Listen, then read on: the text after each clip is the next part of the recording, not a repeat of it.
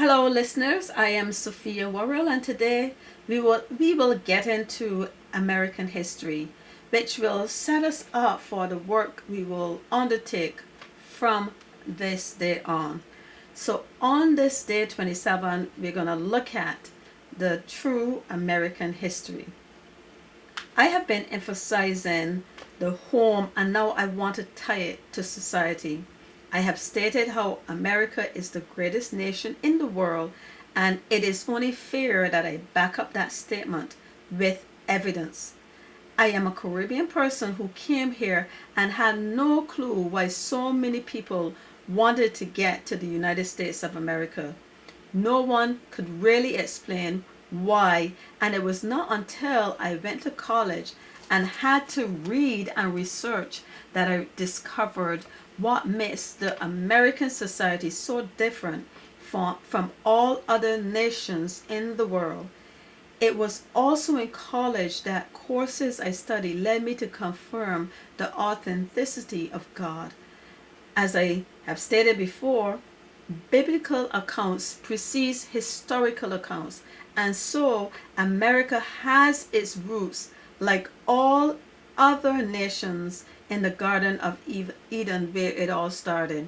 Today, I will present a snapshot of how America emerged as the great nation it is, and how and why our founding fathers set up a system that would ensure that premise.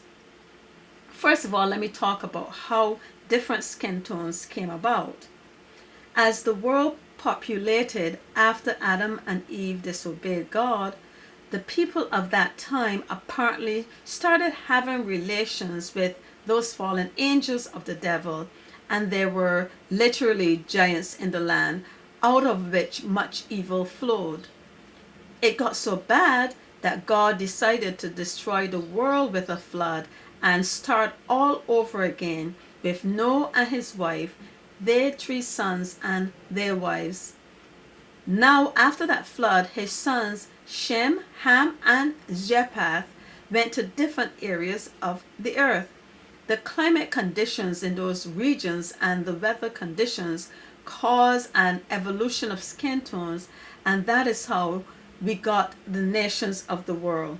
In Charles Darwin's book, The Origin of Species, he gives a scientific approach to how man evolved and adapted to his environment. For instance, a person who lives in a cold country would adapt to a lighter skin tone because they were less exposed to the sun, and the person who always is exposed to the sun would have a darker complexion. In the same way, a person who has a balance of both sun and cold will have a neutral skin tone. The effects of eye color and hair texture is also in direct proportion to the body having to compensate for the rays of light or lack thereof. His study of animals supported these marvels. He references how many of the same animals grew extra membrane or lost it according to their conditions for survival. But although he wanted to use those facts to disprove the creation story, my conclusion was that his studies of these species over time supported the movements of people throughout this planet Earth. I'm not using this course to argue any points or defend any particular issue. I'm presenting this information and backing it up to tie us all together with the systems that God has initiated for us to build on.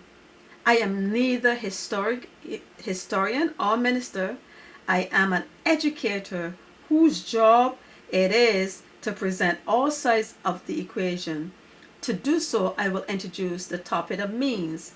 So I cannot help but reinforce the fact that we are all humans who go back to the man and woman that God created in the Garden of Eden, Adam and Eve. It is essential to note that although we have different shades of skin tone or eye color or hair type, that we all still have the same body structure as males and females. inside of all of us are the same system that operates the same way. No matter what continent we live on or island we come from, all of us have the same physiology.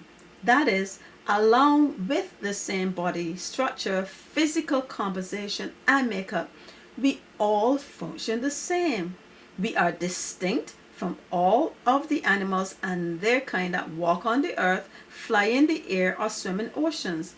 This is because of our ability to think and reason and share thoughts through speech. No other creature has that audible structure because while animals operate on instinct, human beings function because of our brains. Keep that in mind at all times.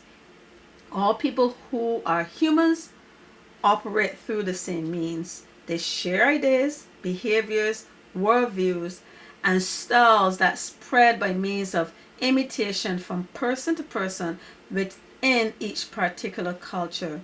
A meme acts as a unit for carrying cultural ideas, symbols, or practices which can be transmitted from one mind to another through writing, speech, gestures, rituals, or other imitations that are mimicked to support these themes. This causes people to self replicate, mutate, and respond to selective pressures in certain ways.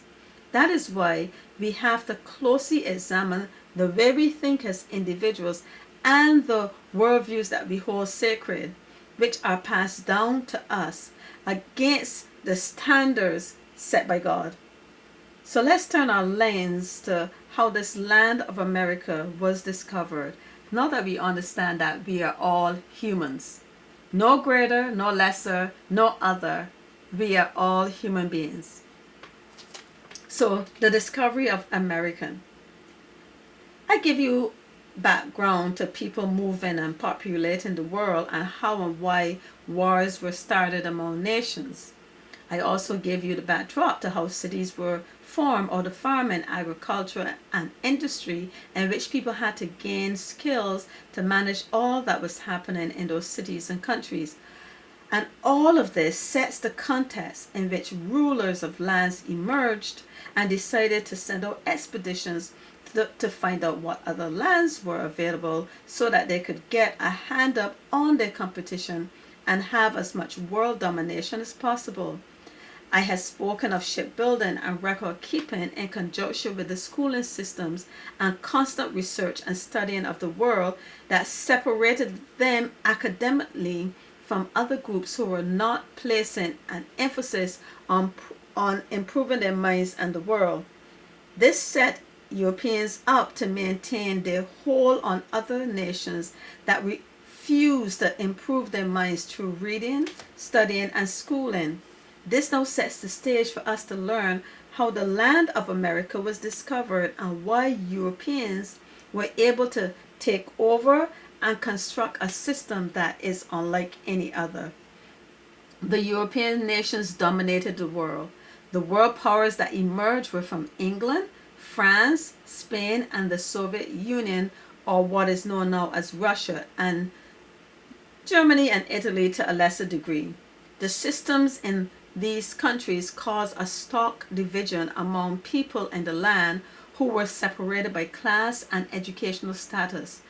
We will look at some of those leaders of major countries and the ruthless ways in which they rule, forcing their citizens to have to run away to other places to escape the hardships they endured.